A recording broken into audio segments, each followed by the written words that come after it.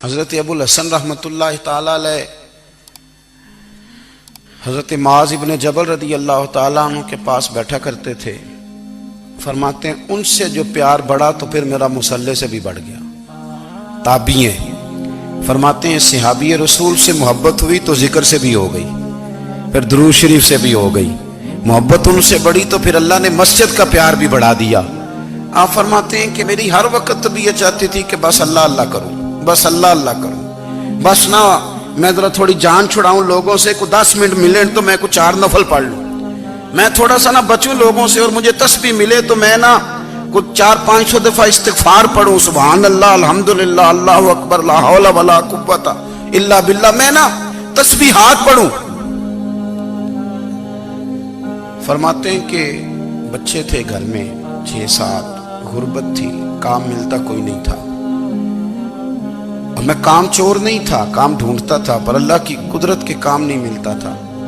فرماتے ہیں کہ میں نے ایک دن اپنی اہلیہ سے کہا کہ آج میں پھر جاتا ہوں کام ڈھونڈنے. تو میری بیوی بڑی فرما بردار تھی, پر اس دن نہ غربت کے ہاتھوں تنگ آ کے کہنے لگی آج نانا کوئی تو چیز لے کے آیا. تو مجھ سے بچوں کی بھوک نہیں دیکھی جاتی. یہ سب روگاں دا روگ محمد جس دا نام غریبی, کنڈ بلا کے لنگ جاندے نہیں دوست یار قریبی. آج نہ کچھ لے کے آیا تو میں بچے لے کے میکے چلی جاؤں گی. شیخ فرماتے ہیں کہ میں بڑا پریشان گھر سے نکلا, پر میں نے صبح سے لے کے زور تک کام ڈھونڈا, کام ملا کوئی نہیں. تو میرے دل میں خیال آیا چلو کام نہیں ملتا تو اللہ اللہ تو کرے نا, چلو بندوں کی مزدوری نہیں ملتی تو رب کریم کی عبادت ہی کرتے ہیں. فرماتے ہیں کہ میں نے نا فرات کے پانی سے وضو کیا, نہر کے, شدید دھوپ تھی, ساتھ ریت تھی اور ریت تپ رہی تھی. میں نے اپنا رومال وہیں مصلی کے طور پر بچھا لیا, اور فرماتے ہیں کہ زور سے لے کر عصر تک نماز پڑھی. دھوپ بھی پورے زور پہ, پر میرے سجدے کا ذوق بھی پورے زور پہ. فرماتے ہیں سورج بھی چمک رہا ہے اور رب کی عبادت کا ذوق بھی پورے زور پہ. میں سجدہ کروں تو پھر میرا اٹھانے کو جی نہ چاہے.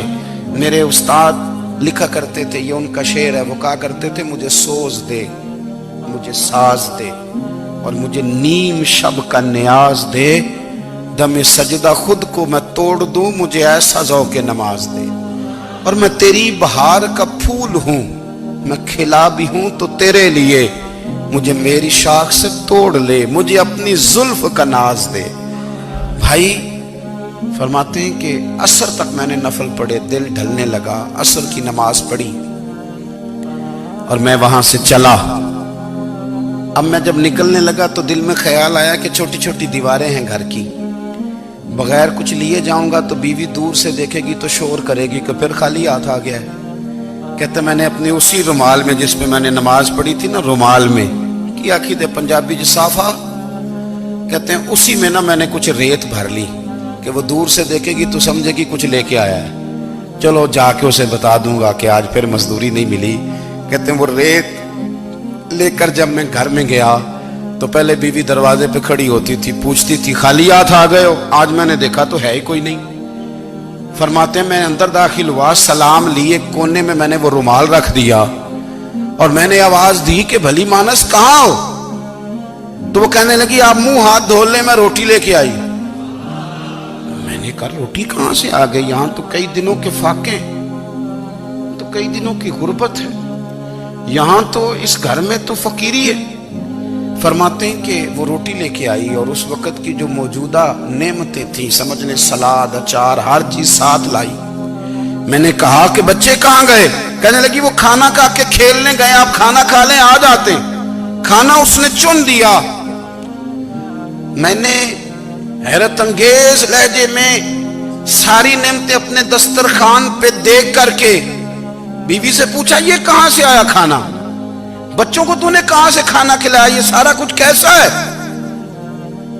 کہنے لگی پتہ نہیں آج آپ کس کریم کی مزدوری کرنے چلے گئے تھے, پتہ نہیں کس کریم کی. میرے گھر میں تو اتنی نعمتیں آئی ہیں کہ مجھ سے سنبھالی نہیں جا رہی, اتنا اناج ہے, اتنا گندم ہے, کس کریم کے دروازے آج چلے گئے تھے؟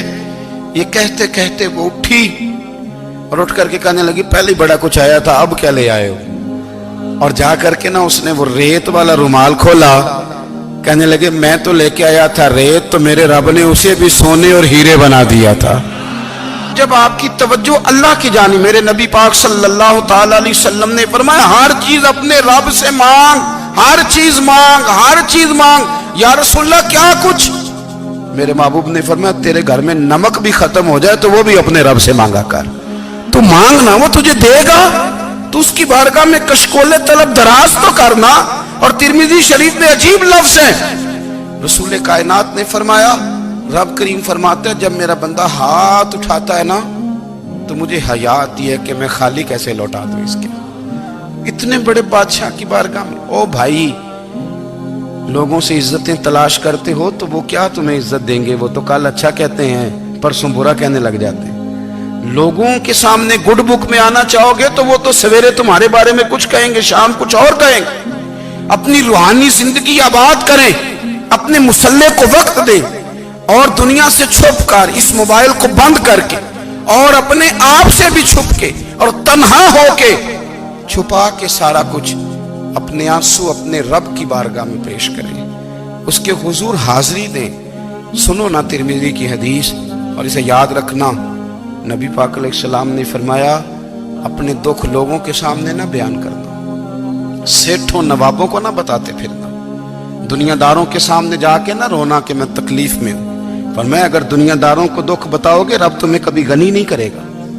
اور لوگ ہیں کہ الٹا مذاق اڑائیں گے.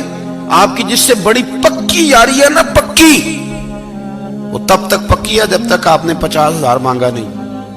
اور جس وقت آپ نے کہہ دیا کہ میں مجبور ہوں میری مدد کر, تو پھر ختم ہو گئی دوستی. لوگوں کی تعلقات آپ کے ساتھ تب تک ہیں جب تک آپ ان سے کوئی ضرورت وابستہ نہیں کرتے. کریم محبوب فرمانے لگے بندوں کے سامنے دکھ نہ بیان کرنا, اللہ تجھے کبھی غنی نہیں کرے گا. تو اپنے دکھ اپنے رب کو بتا, تو دعائیں مانگ, تو اس کی بارگاہ میں حاضر ہو, تو اس کے حضور عرض کر. فرمایا اپنے دکھ اپنے رب کو بتا, وہ جلدی کرے یا دیر سے کرے تجھے ساری دنیا سے بے نیاز کر دے گا, تجھے کسی کا محتاج نہیں رہنے دے گا.